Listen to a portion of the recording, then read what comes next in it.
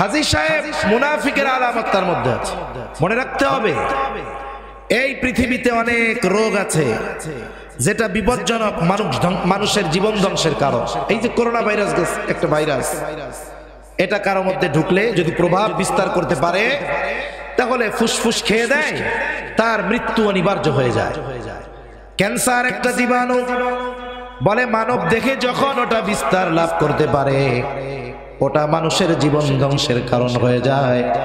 অনুরূপভাবে মুনাফিকের আলামতগুলো, এটা হয়তো জীবন ধ্বংস করবে না, কিন্তু মুনাফিকের আলামতগুলো মানুষের ঈমান ধ্বংসের কারণ হয়ে যায়। এজন্য আমরা একটু জানি মুনাফিকের আলামতগুলা কি, জানা আছে, এরপরেও আবার একটু স্মরণ করি। এক নাম্বার, ইদা হাদাসা কাযাবা, মুনাফিক যখন কথা বলে মিথ্যা কথা বলে। ইদা ওয়াদা আখলাফা, ওয়াদা করলে ওয়াদা খেলাফ করে।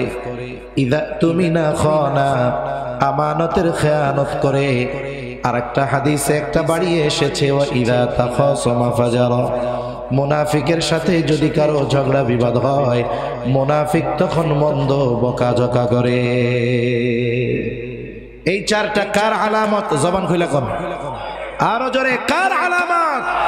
মুনাফিকের আলামত। মুনাফিক কাফেরের চাইতেও জঘন্য।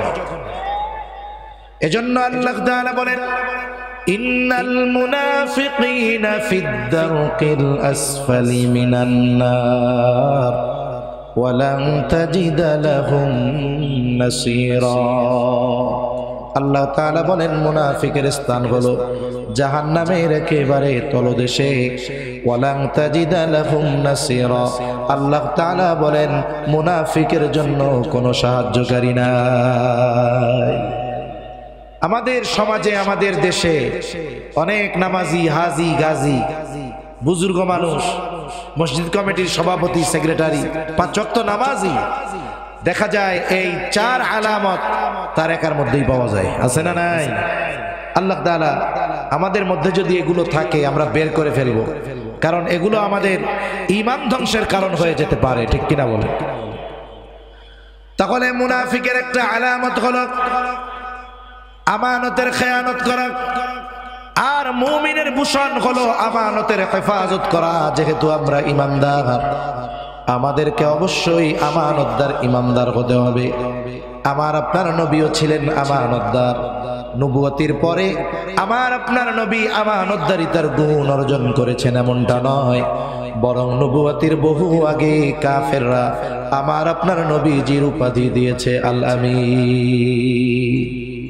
আমরা সেই আমানতদার নবীর উম্মত, কিন্তু আফসোস আমাদের আমানতদারিতার বেহাল দশা।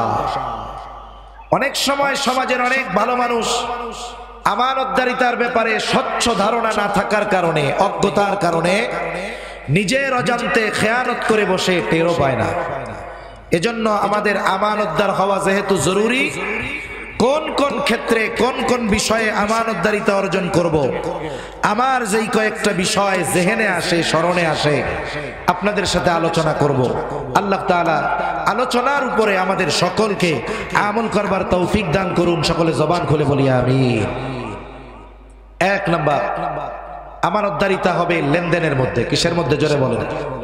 আদান প্রদান, লেনদেনের মধ্যে আমানতদারিতার গুণ অর্জন করতে হবে।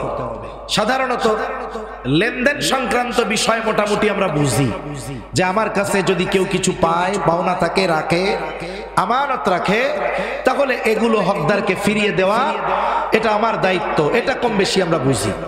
এজন্য সাধারণত মানুষ লেনদেন সংক্রান্ত আমানতদারিতার বিষয়ে মোটামুটি ধারণা থাকলেও বাকি বিষয়গুলোর ব্যাপারে তাদের অনেকের অজ্ঞতা থাকার কারণে অন্যান্য বিষয় দেখা যায় খেয়ানত করে বসে।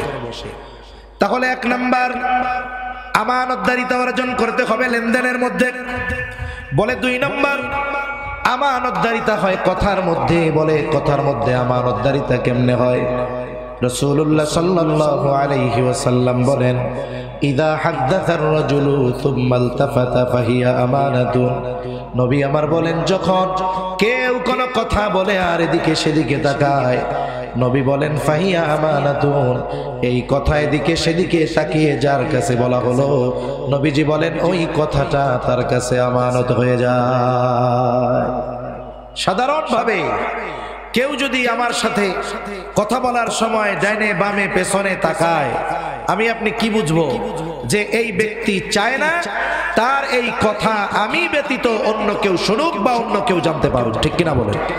কিন্তু আমাদের অভ্যাস কি? আমাদের অভ্যাস হলো এর ব্যতিক্রম।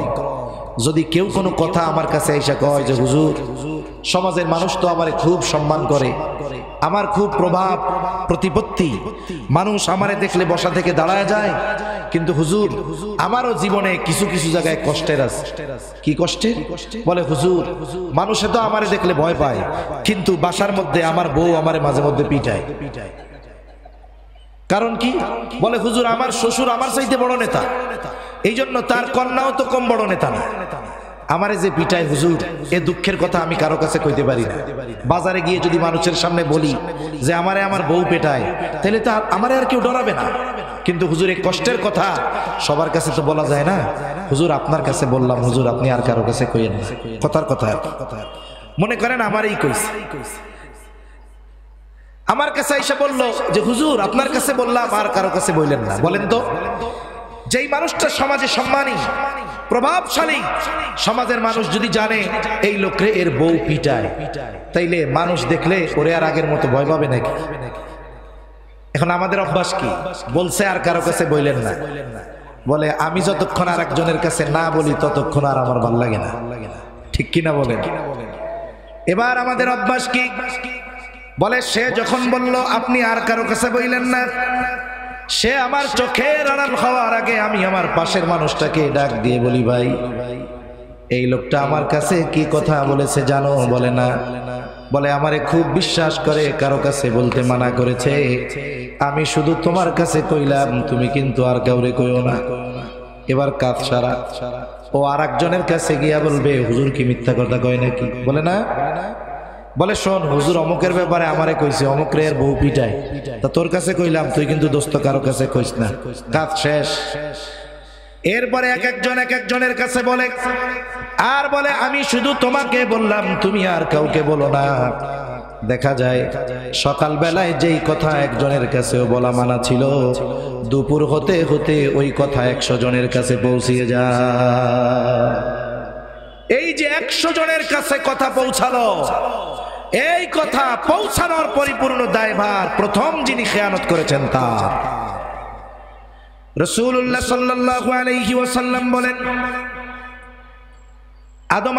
রাসূলুল্লাহ সাল্লাল্লাহু আলাইহি ওয়াসাল্লাম বলেন, কারো দ্বারা যদি কখনো কোনো ভালো কাজের সূচনা হয়, ওই ভালো কাজের উপরে যতজন আমল করবে, ওই লোকটা যদি দুনিয়া থেকে চলেও যায়, কিয়ামত পর্যন্ত যদি তার ওই ভালো কাজ চলতে থাকে, যতজন ওই ভালো কাজ করবে সকল ভালো কাজ করনেওয়ালার সমপরিমাণ সওয়াব তার আমল নামায় যোগ হয়ে যায়।